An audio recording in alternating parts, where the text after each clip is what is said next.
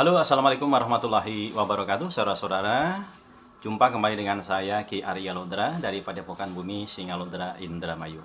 Oke, saudara-saudara, kalau biasanya saya berbicara tentang spiritual, berbicara tentang supranatural, berbicara tentang kegoiban, berbicara tentang metafisika, berbicara dengan keilmuan-keilmuan spiritual, khususnya mantra Krama Suryani, saudara-saudara, kali ini saya akan berbicara tentang hukum nasional. Oke, saudara-saudara, ya, bahwa hukum positif atau hukum yang berlaku pada saat ini yang berlaku di Indonesia itu banyak sekali, saudara-saudara, ya. Di antaranya ada hukum pidana, hukum perdata, hukum tata negara, hukum dagang, hukum pajak, hukum lingkungan, dan sebagainya, ya. Namun kali ini, saudara-saudara, kita akan membahas tentang hukum perdata, ya. Mulai dari dasar-dasar hukum perdata, nanti kita akan buat video ini berkelanjutan, ya, sehingga diharapkan video ini bisa memberikan pencerahan kepada kita semua, ya. Karena saudara-saudara, saat ini mohon doa restunya supaya proses perkuliahan saya berjalan lancar, ya, karena saat ini saya nambah-nambah kesibukan, ya, sedang kuliah di Universitas Widalodra Indramayu di Fakultas Hukum, ya. Oke, dan di hadapan saya ini beliau adalah seorang akademisi Fakultas Hukum Universitas Widalodra, ya. Beliau adalah Bapak Urip Sucipto SH.MH. Beliau adalah pakar hukum perdata. Oke, saudara-saudara, mari kita simak apa yang akan disampaikan oleh Pak Urip Sucipto SH.MH ini, ya, tentang hukum perdata mulai dari dasar-dasarnya, ya. Bangga, silakan Pak Urip, waktu dan tempat dipersilakan dengan segala hormat. Ya. Terima kasih, Ki. Oke. Assalamualaikum warahmatullahi wabarakatuh. Waalaikumsalam warahmatullahi wabarakatuh. Pemirsa yang saya hormati dan saya cintai, dalam kesempatan ini saya mencoba sebagaimana tadi paparan pembuka yang disampaikan oleh Ki Arya tentang hukum perdata. Nah, hukum perdata ini adalah hukum yang mengatur hubungan antar individu di dalam masyarakat yang menyangkut masalah hak-hak dan kewajiban-kewajiban sebagai warga masyarakat. Sebab tanpa diatur oleh aturan hukum, tentunya segala pergaulan masyarakat ini tidak akan berjalan sebagaimana mestinya, tidak akan tertib, tidak akan menemukan apa-apa yang diharapkan oleh masyarakat itu sendiri. Hukum perdata ini merupakan salah satu hukum positif yang sangat diperlukan, dan sebagai hukum positif dalam hukum perdata di Indonesia ini itu diantaranya adalah Kitab Undang-Undang Hukum Perdata sebagai sumber hukum tertinggi, atau yang lebih dikenal dalam istilah bahasa Belandanya Burgerlijk Wetboek atau BW. Kemudian selain BW, sebagai hukum perdata tertulis ini juga ada Kitab Undang-Undang Hukum Dagang, atau dalam bahasa Belandanya dikenal dengan istilah Wetboek van Koophandel atau KUHD. Nah, kedua sumber hukum tertulis dari hukum perdata yang berlaku di Indonesia ini mulai diberlakukan di Indonesia itu sejak zaman kolonial pemerintahan Belanda, tepatnya sejak tanggal 1 Mei 1845. Dan kedua buku tadi atau kitab tadi ini sampai saat sekarang masih berlaku sampai tahun 2020. Jadi kalau dihitung itu ini sudah sangat lama sekali usia berlakunya kedua kitab tadi, KUH Perdata maupun KUH Dagang. yaitu sekitar 172 tahun. Nah, ini sangat luar biasa sekali. Dalam hukum perdata ini ada yang namanya hukum perdata materia dan hukum perdata formil, sebagaimana juga hukum pidana. Hukum perdata juga ada hukum perdata material dan hukum perdata formil. Nah, untuk memahami hukum perdata ini barangkali perlu saya sampaikan definisi dari para pakar, namun yang saya sampaikan ini barangkali secara sederhana saja. Salah satu pemahaman tentang apa itu hukum perdata, bahwa hukum perdata adalah bidang hukum yang mengatur hubungan antara individu-individu dalam masyarakat. Hukum perdata disebut juga hukum privat atau hukum sipil. Hukum privat atau hukum sipil artinya hukum yang mengatur hubungan antara individu-individu di dalam masyarakat yang menyangkut hak dan kewajiban.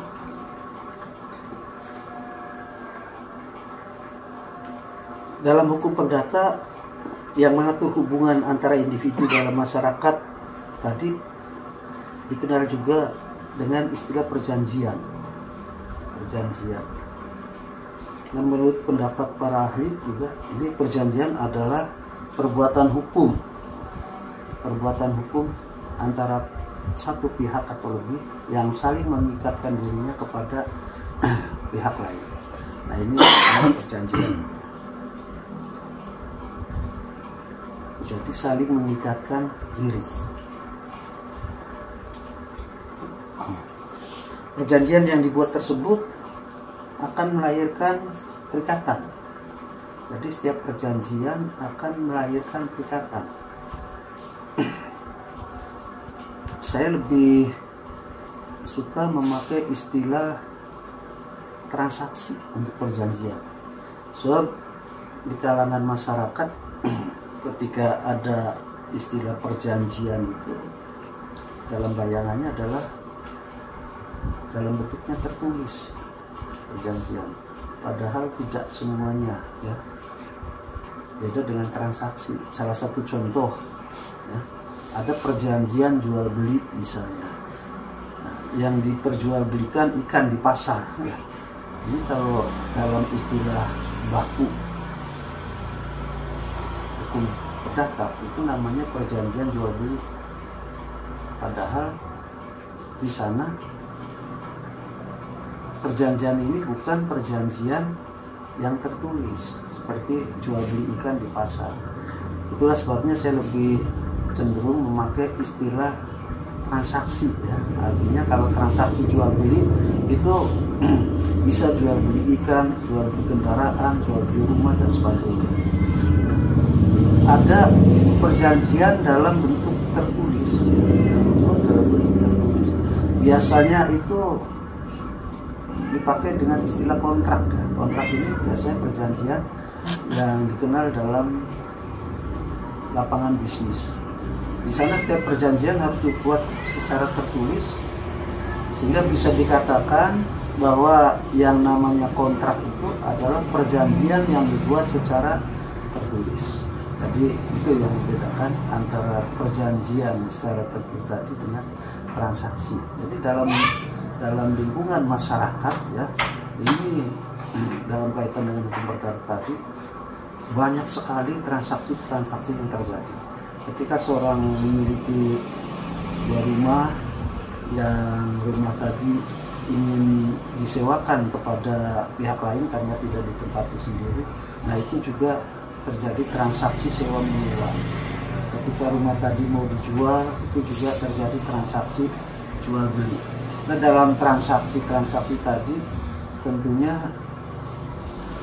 khususnya dalam transaksi jual beli atau sewa menyewa itu ada yang muncul namanya hak dan kewajiban dari para pihak. Dalam transaksi jual beli misalnya, jual beli kendaraan itu ada hak dan kewajiban dari para pihak. Ada pihak pembeli dan pihak penjual. Nah, apa yang menjadi hak pihak pembeli dan apa yang menjadi hak pihak penjual, apa yang menjadi kewajiban pihak pembeli dan apa yang menjadi kewajiban pihak penjual tentunya berbeda. Jadi dalam transaksi jual beli kendaraan misalnya, ini hak dari pemilik kendaraan adalah menerima uang dari pihak pembeli atas nilai kendaraan yang dijual. Dan kewajiban dari pihak pemilik kendaraan tadi, kewajibannya adalah menyerahkan kendaraannya kepada pihak pembeli ketika kendaraan tadi sudah dibayar. Sebaliknya, kewajiban pihak pembeli adalah membayar harga yang disepakati dari kendaraan yang dia beli, dan hak dia adalah menerima kendaraan yang telah dibayar. Itu makna daripada transaksi jual beli, di mana terjadi ada hak dan kewajiban. Dan transaksi jual beli ini merupakan salah satu bentuk dalam hukum perdata, yang mengatur tentang hak dan kewajiban di dalam hubungan masyarakat secara individu. Nah, kemudian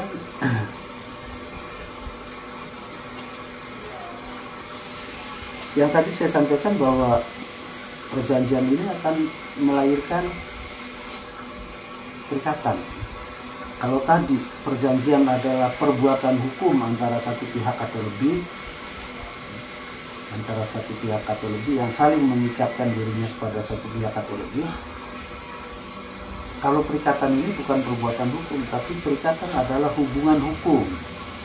Perikatan adalah hubungan hukum antara pihak kreditur dengan pihak debitur,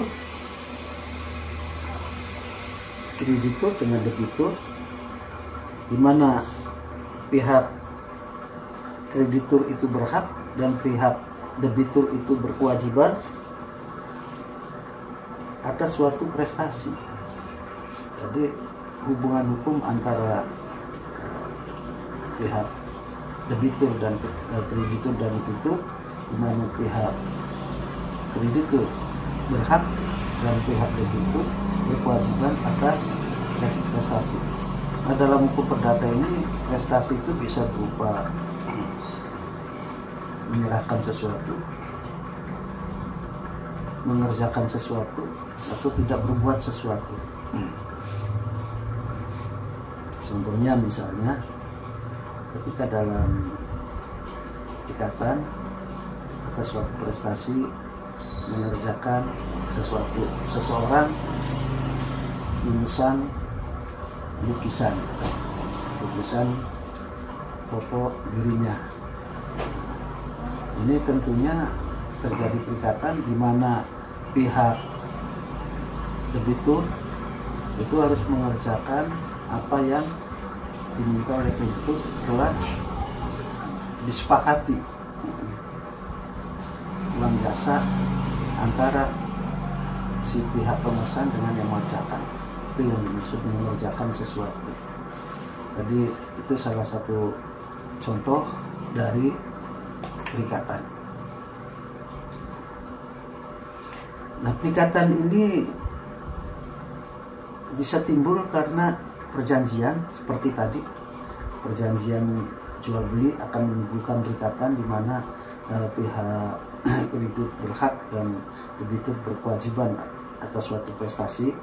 Ya, prestasi itu bisa menyerahkan sesuatu, pihak kreditur juga membayar harga sesuai dengan harga disepakati.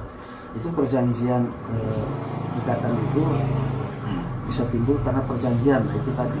Jadi bisa timbul karena perjanjian, dimana kalau perikatan yang timbul karena perjanjian ini akibat hukumnya dikendaki oleh para pihak. Artinya begini, ketika dalam perjanjian jual beli kendaraan, nah ini tentunya yang tadi saya sebutkan bahwa pihak penjual harus menyerahkan barangnya dan pihak pembeli berhak menerima barangnya, sedangkan pihak penjual berhak menerima uangnya, pihak pembeli berkewajiban. Nah, ini tentunya ada akibat hukum ketika pihak pembeli tidak membayar uang dari barang yang tadi dijual secara kontan misalnya, dan diperjanjikan dibayarnya diangsur. Nah, itu bagaimana perjanjian dari para pihak. Jadi ketika misalnya si pembeli tadi yang menjanjikan untuk pembayaran secara diangsur, ternyata pada saatnya dia ingkar janji atau prestasi, maka itu biasanya diperjanjikan dalam transaksi tadi apa akibat hukumnya, apa nanti diselesaikan di pengadilan dan sebagainya. Artinya kalau perikatan yang muncul karena perjanjian ini, akibat hukumnya disepakati antara para itu.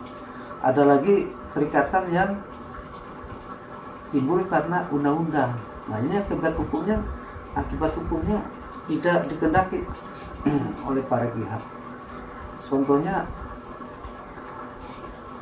perikatan yang muncul karena undang-undang itu, kalau dalam KUH Perdata itu diatur dalam pasal 1365 PW tentang perbuatan melawan hukum atau merehmatah, ya, perbuatan melawan hukum. Di dalam pasal tadi disebutkan bahwa setiap perbuatan melawan hukum yang mengakibatkan kerugian pada orang lain karena kesalahannya, maka dia diwajibkan untuk mengganti rugi. Nah, ini kan akibat hukum yang diatur dalam undang-undang. Artinya dia diwajibkan untuk mengganti rugi. Padahal akibat hukum tadi tentunya kan tidak dikehendaki oleh pihak yang karena kesalahannya membuat kerugian. Jadi itu perikatan yang muncul karena undang-undang, diantaranya dari pasal 1365 PW yaitu perbuatan melawan hukum.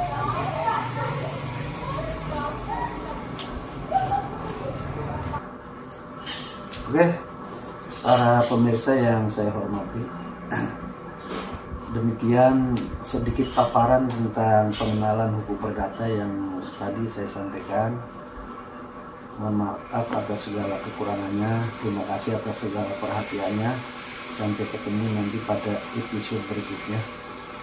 Assalamualaikum warahmatullahi wabarakatuh.